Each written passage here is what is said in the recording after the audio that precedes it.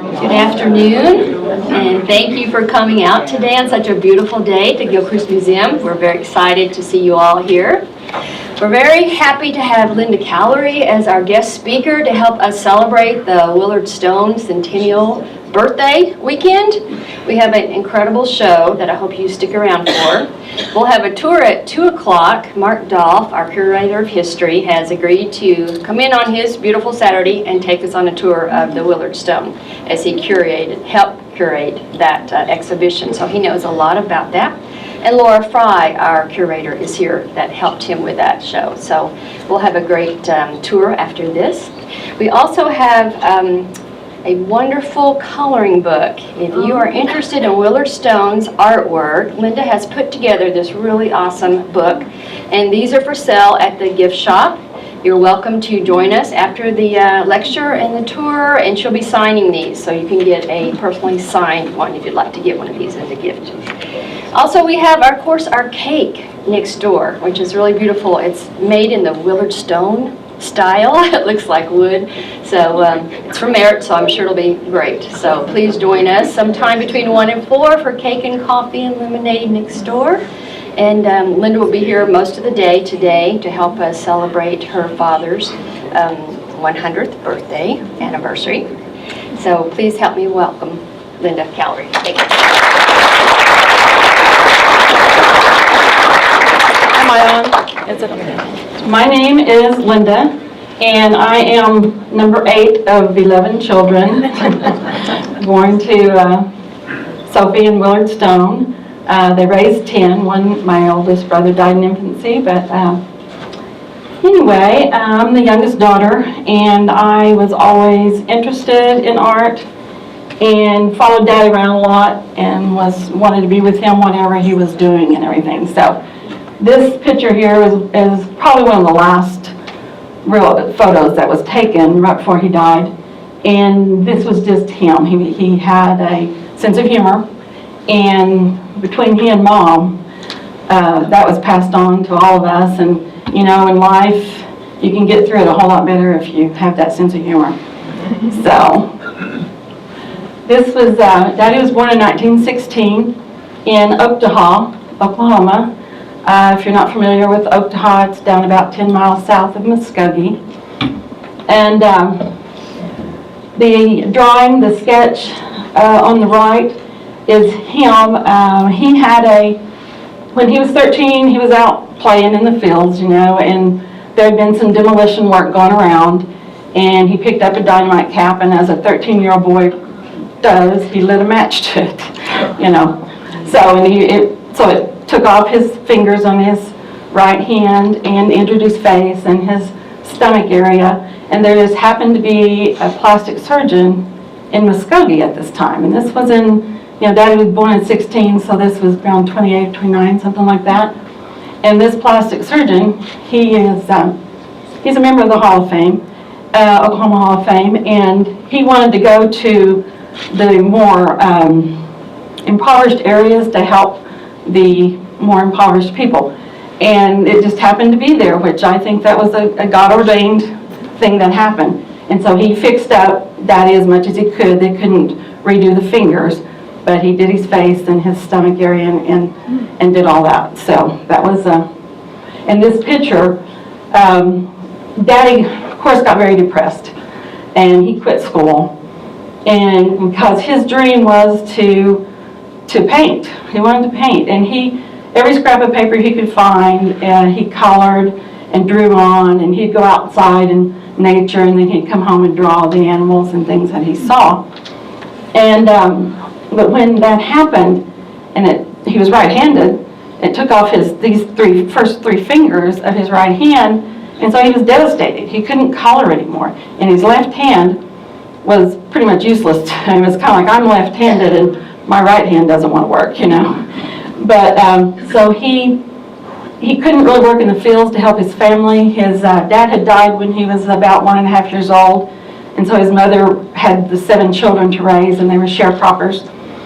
And so they were very poor, and they couldn't afford paper and crayons and all that stuff. But his mother helped him, and he would sit on her lap and cry, and she would cradle him, And this was what she told him. She said, "Willard, our lives are often filled with tragedies. They can destroy us, or we can learn to live in spite of them, even drawing strength from the things they teach."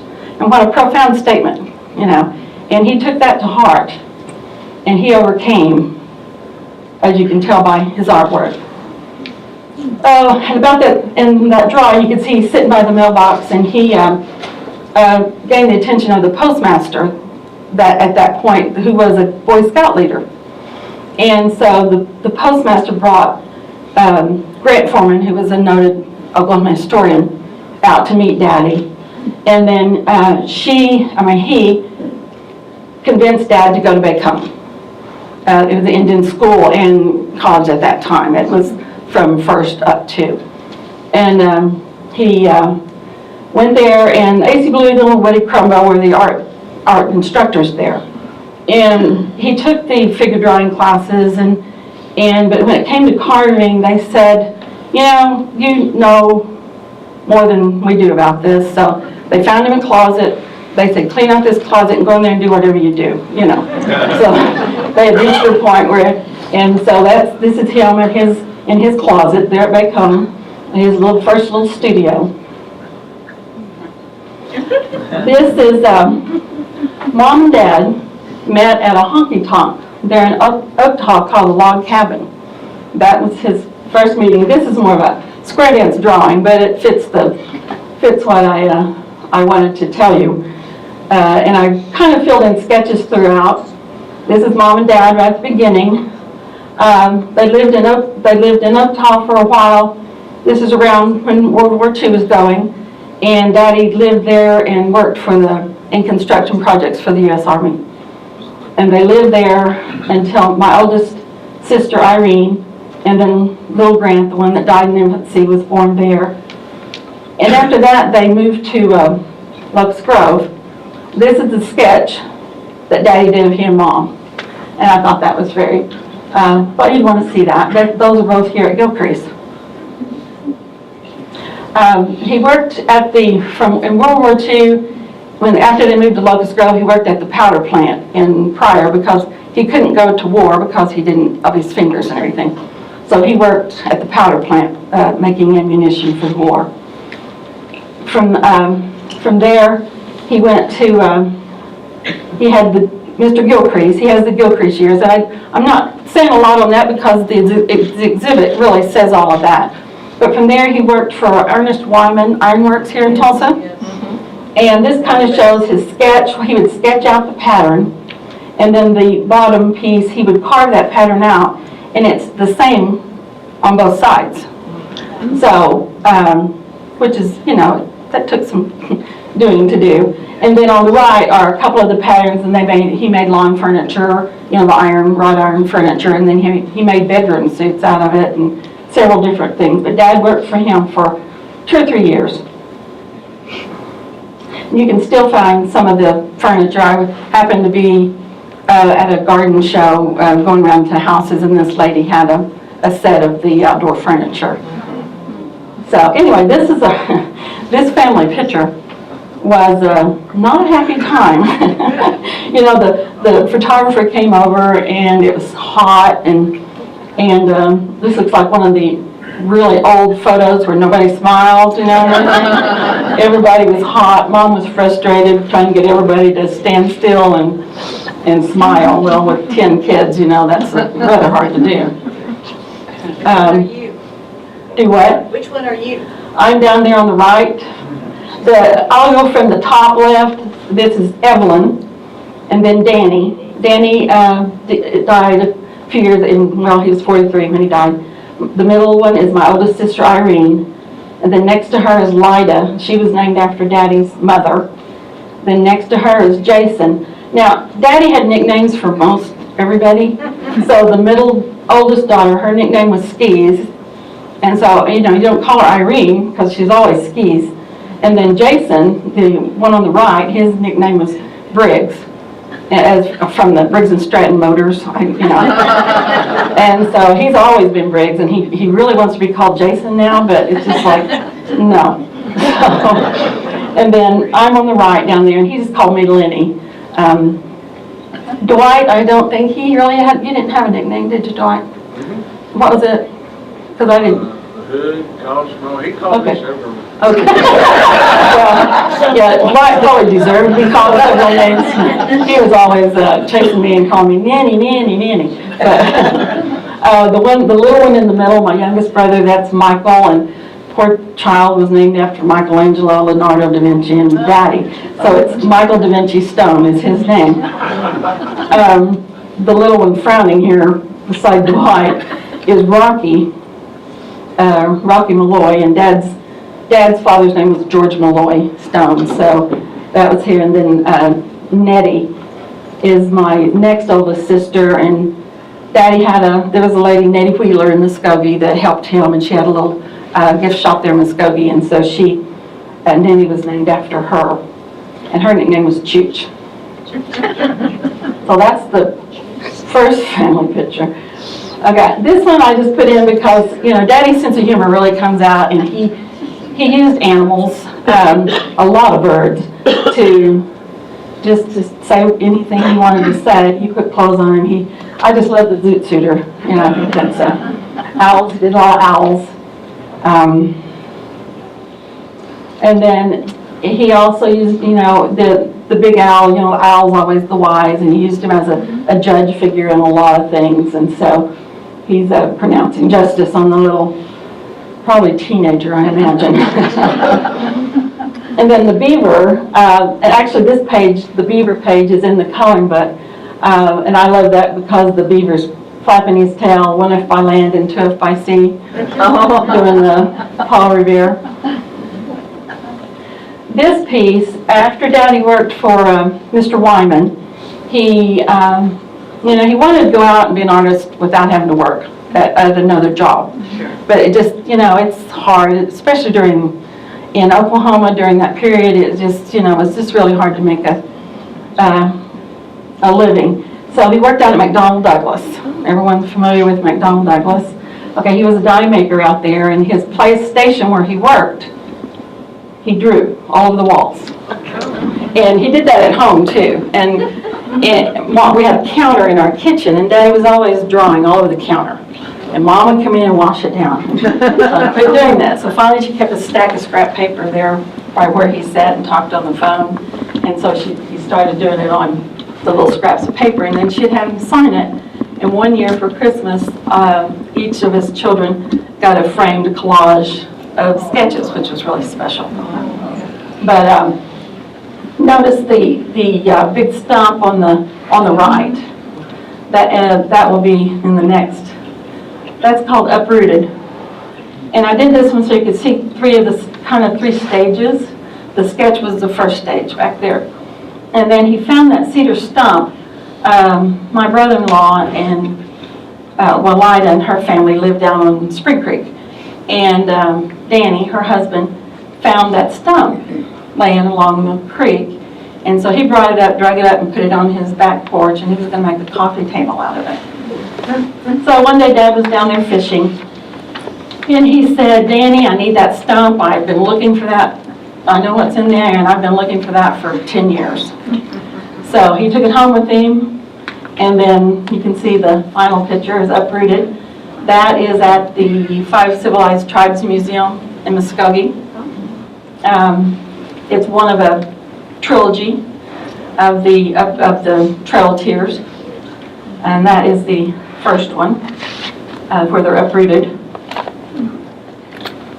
This, my sister Lida, one time she said, I just want to be a horse. She wanted so much. She didn't like to do housework. Every time we had to do something, Lida disappeared. And she was usually outside, and she was just hated working in the house. And she just said, I just wish I was a horse. And she wanted a horse so badly that in Locust Grove at the homecoming football games every year, there was a horse trader there, and he would bring a pony to be raffled off during the halftime of the football game. And every year Daddy would buy Lida chances on the pony, but she never won. So one day, Daddy took Lida and I out to the horse trader's house, and he put us on this real gentle horse, and bareback, and said, this horse will do whatever you want. He won't buck or anything. Next thing we knew, we were both laying on the ground. I did not like that horse trader from then on, but a few days later, he come and brought our little Shetland pony. His name was Sugar, and Daddy loved Sugar. And this top left drawing, across the road from us, the neighbors had these big horses, and they got out one day and they came and were standing at the fence, and Sugar was prancing around. He always thought he was a parson, one of the big pension-on horses. Anyway, that's him prancing, showing off in front of across the street, the neighbor horses. And then he also, Daddy would go out and carve. He loved to be outside, and he'd take his chair out and he'd lean it back against the tree and carve, and he'd lay his tools down. Well, Suge would come up and steal those tools and run off with them. So Daddy did a lot of sketches of Sugar. Down at the bottom, the middle one is Lida. She loved that horse. And then our next horse was a big Palomino, and her name was Belle. And Suge had that one's Suge's love affair with Belle. This one on the right, I found that sketch and I thought, what in the world was he thinking when he drew that? So I just don't know, but I thought you needed to see it just because it's so unusual. Maybe because we lived on a farm and we had every animal possible. The more he could get, the more varieties he could get, the happier he was. And there were a lot of his inspiration. We had a peacock named George, and the goat, he put a hat on our big billy goat, and he just had fun with animals. And this one over here, we always had one dog that liked to get into the chicken nest and suck the eggs, and so that was the suck egg hound. Through the years, Daddy made a carving of each one of us, more or less, or at least a sketch or something of us. And this was the only family piece that he sold. And the year he made that, it's my sister Evelyn, she's two ahead of me. She posed, when she got home from school, she had to go out and sit down and be still and pose for that picture. And it's called Oh Great Spirit. But we just did not have any money that year. It didn't take a lot of money for us because we lived on the farm, we raised all our animals, and we had the garden that was a huge garden. It's like acre big, and I swore I was never going to have a garden the rest of my life after working out there for hours, and But anyway, this was he always regretted having to sell it. He tried to buy it back a few times, but they just didn't want to sell it back. So, and Evelyn's always, of course she wanted her piece, but that was just now Lida, the one on the horse, her carving was a carving of Sugar, the horse, and she was thrilled. So, and I don't know if a lot of you know that if you've been out to the Tulsa Zoo, Daddy designed the bear grottos and the big cats and the cat grottos that are there now. In the mid-'60s, they came to him, and I don't know why. I mean, because he wasn't an architect, he was just, an artist. And but they asked him to do that. And I was probably, this is in '64, so I was 10. And I loved sitting him. He made a little replica of it, and I loved watching him. That was my first exposure to the zoo, and I fell in love with that and animals. But now the zoo's in a transition period and get ready to replace all this. But I just thought that, it's an interesting historical fact that maybe not many know. This is a sketch, and he did 2 or 3 different turtles that he wanted to make. Originally, he wanted it to be a museum. He wanted to make this museum and set it up on a hill, and so he designed that. But I thought, wouldn't that be neat at the zoo for the reptile amphibian building? It'd be perfect for that. But I just, he did so many. His mind just was constantly going in all different areas. He had thoughts on everything. But when I found that, I thought that was very, very clever. These are his self-portraits that he drew. Fishing, Daddy always loved fishing. Whenever he got a lot of ideas, he'd just go sit on the creek bank over at Spring Creek. I mean, we were, Locust Grove and Spring Creek's kind of all there, and he would go down and he would just stick his pole in the ground and watch the cork a little bit, and he'd sit there and sketch and everything. And I went with him a lot on those excursions. But the little one here with these, when he was just little, with these fish, and then he graduated to taking his bean flip and fishing pole and getting the dinner, for the family.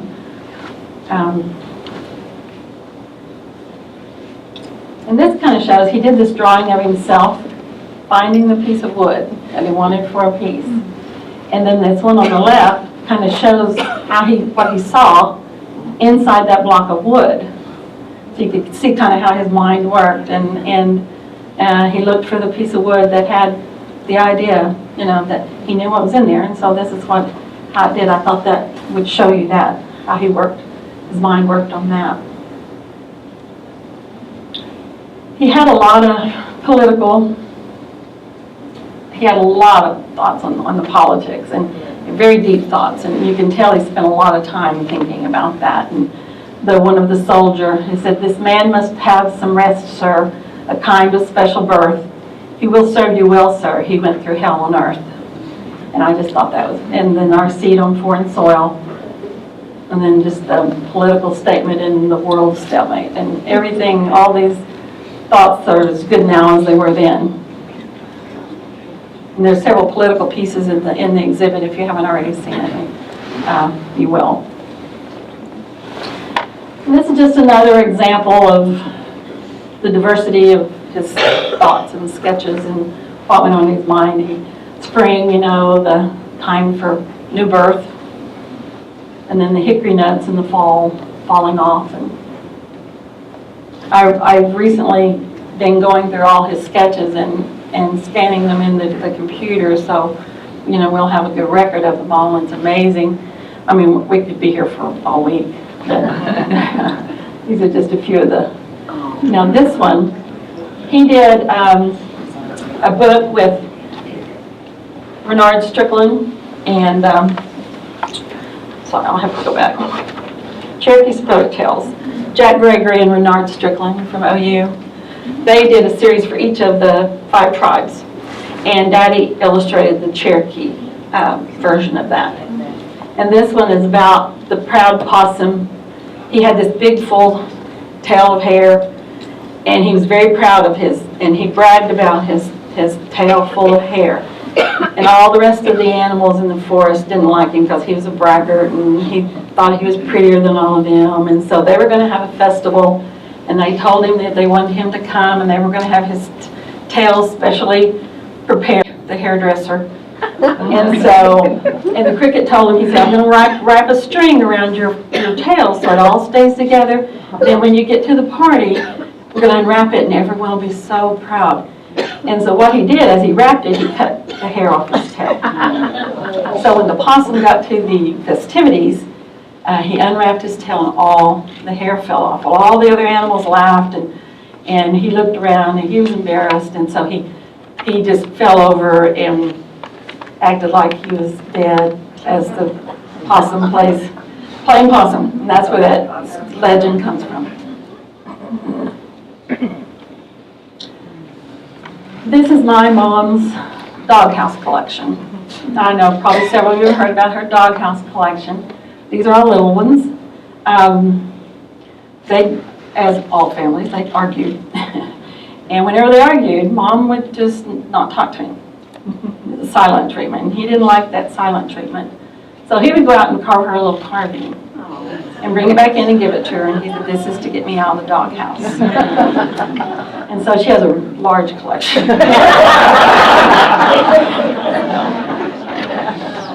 The little girl in the stump there, that was me. One of my jobs was to go gather eggs. And our chickens, they were free-range chickens, so we just had to find nests where we could. Well, the goose also had a nest out there, and they loved to chase me. And so this is called Up a Stump. the little coyote over here on the left, I don't know if you can see. That is called a lonesome coyote. And Daddy didn't like Mom to go on trips or anything, and she really didn't. She didn't even get her driver's license. She and I actually got our driver's license the same year. But then after that, he said he couldn't keep her at home. But anyway, she went on a 2-week trip with a friend bus trip up into the Northeast, and when she got home, he handed her that little lonesome coyote, and he said, "This is how I felt while you were gone." This is kind of just pictures through the years of him doing what he did best. The first one is Bacon era, and that's clay. He did model a lot of clay, but you can see his hand, his right hand there with the stubs on it. I think I have right here. And I would watch him carve a lot, and you can see how he held the chisel with his left hand and held it with his right hand, guided it with his left hand. And he did that, and I would watch, and I can kind of still see his hands doing that. But the one in the middle, bottom, this one, is the last, that piece there, he did not finish before he died. We have that one, and then there's 2 little bears he was working on at the time. But that's the last one he worked on. And up in that right corner shows some of his tools. His pocket knife is not there. And pocket knife was one of his main tools. We didn't have a pocket, I didn't have a pocket knife at the time, just the chisels and the mallet. But he didn't use machinery. I mean, the Dremel tools are wonderful now for doing it, but he didn't have any of that. He would cut the rough wood out. He would draw the design on the block of wood, and then just roughly cut out around it with the bandsaw. And that was about the only machine that he used at the time. This was one of his favorite things to do. I just thought this was a great picture because he had his Swisher Sweet cigar. And he was at the creek, and that's looks like a little sun perch. And he was happy when he was fishing. This is our family, what we actually are like. Dwight, again. We were all standing there, and the photographer was trying to get us decent, and so he could get a good picture.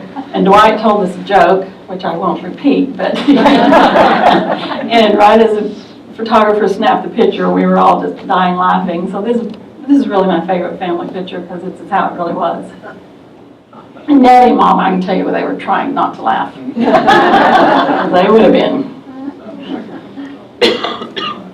This is a picture of the coloring book, the sketch. This is one of, Daddy didn't do a lot of color. He didn't do a lot of sketches that he actually colored. Now, Gilcrease has some. This is one of the few that we have. But I rehab wildlife, and I belong to a group in Tulsa called Wing It. And so I decided to take wildlife pictures that Daddy had drawn and do a coloring book. And you have your picture of the wildlife, and then on this side here is the next, kind of a talk about that person, that beaver in that instance. So that is our coloring book. And this is Daddy's first workbench. And I have a story to read you if you have time to listen to that I wrote. It's called Around the Workbench. Around the Workbench. Get to the right page. The old nicked and gouged workbench sits idle now. The clamp on the front no longer holds the wood, waiting to be changed from a stark rectangular block of walnut, sassafras, or cherry to something beautiful to behold. A deer, maybe, or a squirrel, a beautiful woman, or a child holding a bunny. Only the sculptor knows what's hiding amongst the shavings that he chisels away. Only he can unveil it to the world. Drawing pad and pencil in hand, Daddy sits on the end of the couch contemplating the block of wood, and he begins sketching. The ever-present cup of coffee is sitting beside him on the end table. Mom is sitting in her chair in the corner hand-piecing a quilt top. And my brothers, sisters, and I are all sprawled around the living room in our favorite places. The TV is playing Gunsmoke, The Wonderful World of Disney, or maybe The Red Skelton Show. This is the atmosphere where creative ideas come to life on his sketch pad. The hands on the clock move, time passes. The sketch goes from the drawing pad to a larger piece of paper that will be the pattern which will be traced onto the selected piece of wood. Sketch and pattern finished, he lays the pencil down. The clock chimes 2 a.m. The remains of his cup of coffee have long grown cold, and weariness sets in as he realizes he has to get up at 5 a.m. to catch his ride to Tulsa for his daytime job at McDonnell Douglas. The car stops in front of the house and Daddy climbs out. His workday away from home is over, and now he is on to the daily evening chores that must be finished before he can sit down, take a breath, and enjoy family dinner. Dinner's over. It's time to head to the workshop. Heading out the back door of the house, he takes the design pattern to his workshop. Once inside the shop, he picks up the selected piece of wood, lays it on his workbench, grabs a piece of carbon paper, his number 2 lead pencil, and the pattern. Carefully, the carbon paper and the pattern are positioned and taped to the wood. With his pocket knife, he sharpens his pencil and then traces the design into the wood. Once the design is on the wood, he takes it over to his bandsaw and gently blocks out the design. It is now ready for the pocket knife and chisel. He takes the piece over to the workbench that he handmade years ago. On the front of the bench is a vise that holds the piece steady as the unnecessary wood is chiseled away. I watch as he holds the tool in his damaged right hand. The hand only has stubs where his thumb and first 2 fingers used to be. As he holds the chisel with his right hand, he positions his left hand beside it, guiding the tool where he wants it to go. As I sit and watch him carve, his actions seem effortless. This God-given gift that he has been blessed with cannot be stopped by a damaged hand. The chisel moved in rhythm to Ghost Riders in the Sky, the Marty Robbins song playing on the record player. When he was working in his shop, the record player took the place of the TV. Records by Marty Robbins, Johnny Cash, Hank Snow, Johnny Horton, and others played as wood shavings floated to the floor. Soon the floor around the bench was covered with shavings. He puts down the chisel and picks up his pocket knife to define and refine the piece coming alive in his hands. Rubbing the knife blade along his thumb, he tests the blade for sharpness. Picking up the wet stone, he runs the knife blade back and forth, across the stone with precise strokes until he is satisfied that the knife is ready to be used to take away the last of the extra wood hiding the finished sculpture. Sanding comes next. Starting with a coarse number 60 sandpaper, he sands away any marks left from the pocket knife. Satisfaction only comes when every inch of the carving has been sanded. After the coarse sanding, he reaches for the fine grit sandpaper. Fine dust floats to the floor around his bench, covering the floor, his shoes, and pants legs. Hours have passed when he finally lays his sandpaper down.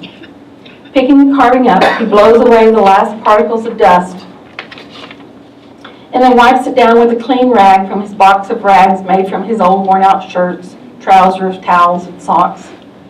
It is now time for the final step in becoming the piece of art that has been hiding in the block of wood. After dipping the rag in a coffee can filled with boiled linseed oil, he begins rubbing the oil into the wood. First, one coat is rubbed in. He lets it dry. Then another coat is applied and rubbed in, and it dries. Then another and another until he is satisfied that the finish is shiny and smooth, bringing out the ultimate beauty of the wood. How many hours passed? How many shavings were swept up and thrown away? And how many blocks of wood became works of art after spending time on this old workbench?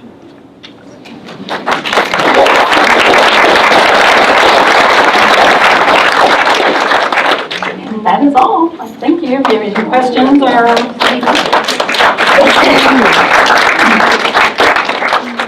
I think you ought to tell them about your sculpture, your piece of art.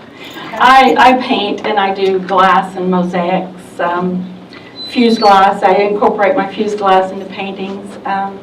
my paintings, I use a kind of raised, I apply molding medium on the canvas with cake decorating tools to get what the design I want. And then on the painting side, and I fuse different shapes in glass and then apply that to the finished painting. And then I work in mosaics. I think. Yeah, I have a question about the wood. Mm-hmm. You mentioned walnut, sassafras, and cherry. Mm-hmm. Because I know walnut and cherry are hard, but isn't sassafras a little soft? It's a little softer than the other two, Uh-huh. but he loves sassafras. He did a lot of pieces, and he used, that was just a few wood that he used. He used red cedar. He did several out of red cedar. But yes, I mean, he didn't use pine because it's so soft, you know, but a little harder woods. In fact, one of the pieces that he did for Mr. Gilcrease was out of ebony, which is like the hardest wood ever. And Mr. Gilcrease, when he gave him that, he said, if you can make something out of this, then I will tell you you're a real artist. So he did.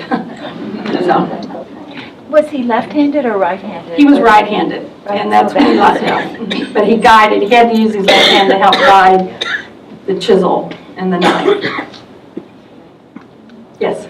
Your museum in Locust Grove, is it open on a regular basis or how does? No, it is not. My oldest brother lives there, and he is not in the best of health, but he has it open by appointment. April, my niece back here, she is good to go out there. She lives in Locust Grove, and she opens it up whenever she can. And she's been really good about keeping art going around Locust Grove, and she is now writing a play about Daddy's life, which we hope to have shown around, maybe at Bacon, hopefully maybe in the future months. We hope to do several different shows, moving from, we have a show in Oklahoma City now. It's a family legacy show, and so its emphasis is on Dad's work, but it shows work from the kids of us that actually do the art too. But April is our playwright. Are there other artists in the family other than the two that you mentioned, yourself and the other one? Yes, I do the painting. Dwight back here, he does jewelry, and he did a sketch. I sent him a sketch of that Daddy drew of 3 bear cubs around a hollow log playing, and he sculpted that in clay and has a bronze made out of that now.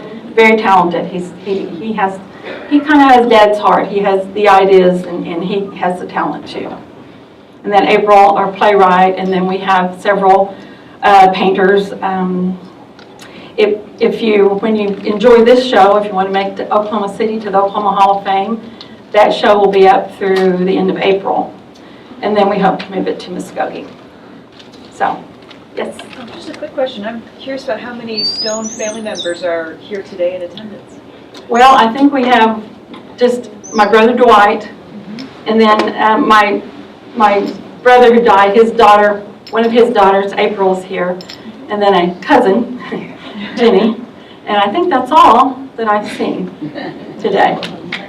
Yay!